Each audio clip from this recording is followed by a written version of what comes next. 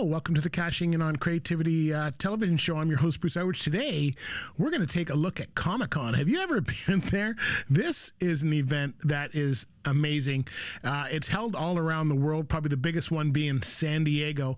And I had the chance to take my granddaughter to Comic-Con to see what it was all about. And I thought I would share it with you because it's an experience that if you've never been there, it is out of this. We're on our way to Comic-Con just to test right here, see if it's going. We're on the GO train.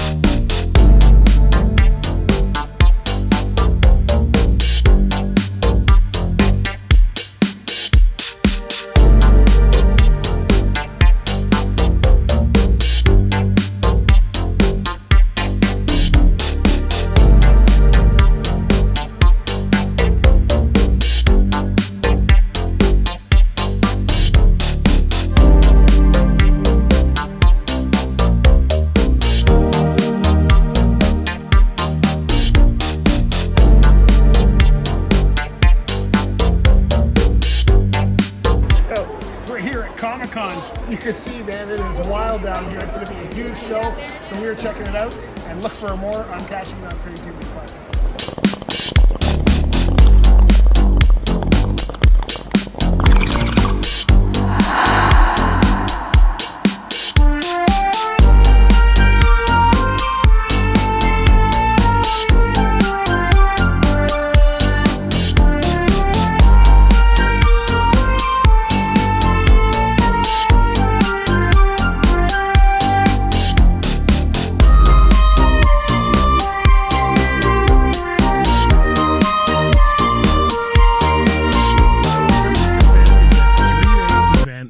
Goes on.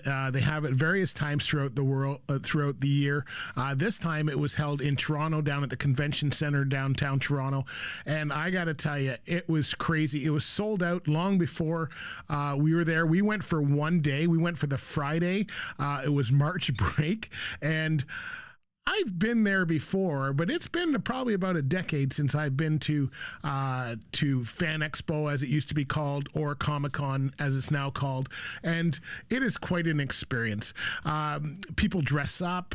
There's an artist alley. There's games. There's movies. There's voiceover actors. Everybody's in the same room, and everybody seems to have a favorite character. Except for me. Well, my favorite character was my granddaughter, Nevaeh. I wanted her to experience what it was like to be at Comic-Con, and we delivered. So we started out taking the train down. Just Toronto was an experience in itself. I gave her the grand tour. We were up at City Hall, checking out the sign, took her to the Eaton Center, took her to Dundas Square, took the whole place underneath. We walked the whole path area. This was really a unique experience. That was just part of the day. The rest of the day was spent at Comic-Con, and getting there is half the battle. Watching people dressed up is the other half of the battle. Now, when I used to go there, I actually had a booth there back in 2008, 2009. I had a comic book series called The Pride Junkie, which I released for about 3 years. So in those 3 years, we displayed at Fan Expo and a couple other comic fairs quite a bit. And it was really an interesting place to be. I don't remember it being so much about the movies and the games as it was this time. We were in a place called Artist Alley, is where I used to display. And this place was amazing. It had, it was mostly indie artists with a few bigger names there as well. It seemed more open. Now I found everybody had like these giant display units over top of them where they were peeking through a hole trying to talk to you. I found that to be very interesting. There seemed to be a lot more crammed into one area. And a lot of it was the artist part. I kind of knew the back wall. I like to say that all the gray-haired guys were in the back wall. But it seemed like the older artists, the more the ones that are brought by the comic book distribution places, they were kind of there as guests and to talk and sell their comic books. But a lot of them, the indie artists, are really good. But I found a lot of games, a lot of stickers. To me, it's just amazing to see how everybody manages to create products out of their art. This is, I think, one of the things that are the most inspiring, is that people just have endless amounts of creativity, I guess, to say the least, when they're displaying. Some of the things are just out of this world, and you go, how come I didn't think to do that? There's a lot of stickers, a lot of art prints, all that kind of stuff. But some people got very, very interesting in the way they. And so here's a quick look at Artist Alley as we walked around checking out some of the displays. All right, so we're here at Comicon in Toronto. Haven't been here for a long time. We're in different alleys. We've been going to Artist Alley. As you can see, we've got all kinds of, we're in the toy section, I guess, and the game section. Having a great time, checking out the amazing people that are all dressed up and ready to go. And it's been a whirlwind of experience here at Comicon Toronto.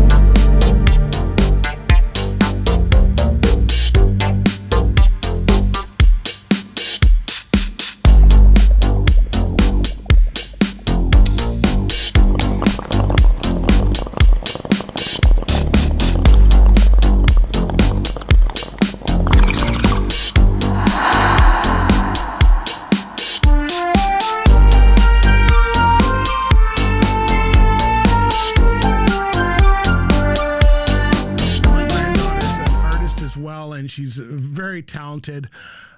So she was very inspired by a lot of the prints, but she knew the characters. And this is something I don't know because I don't watch half of these animated movies. In fact, I don't watch any animated movies. But the entertaining part was that she had specific characters that she recognized.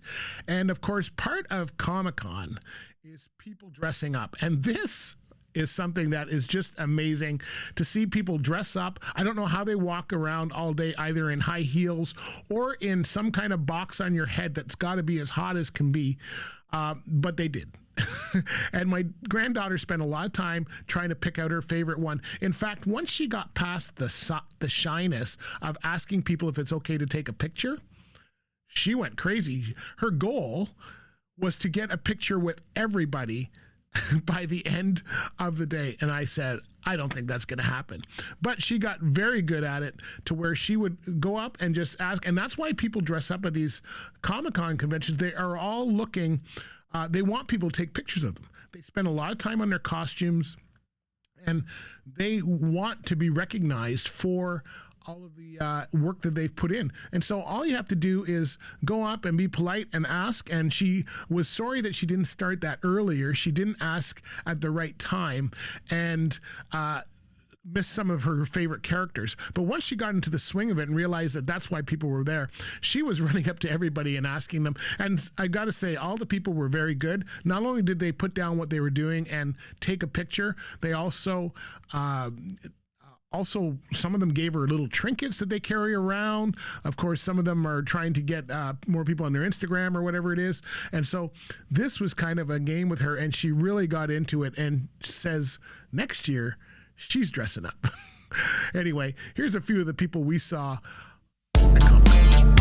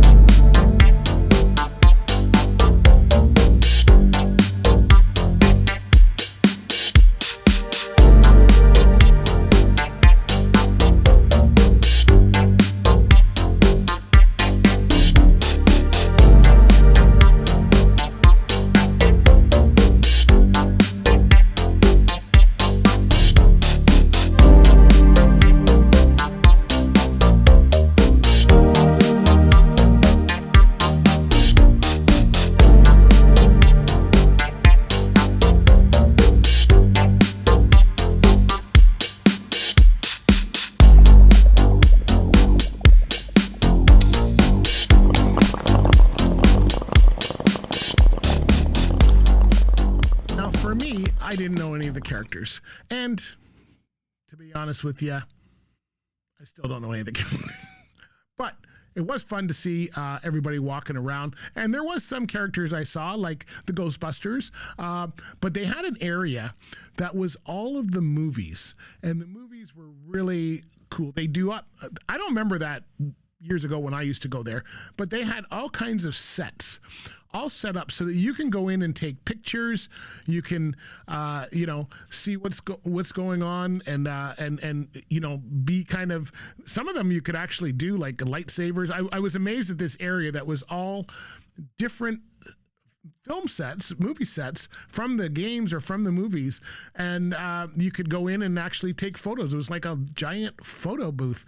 I even got my photo done with some stormtroopers. So this was a really interesting way of introducing the movies, and of course there was a ton of props. And I don't know anything about the guns or swords or any of that kind of stuff, but my granddaughter seemed to know all of them. And there was a lot of booths to do with games, props, and movies. And that was exciting.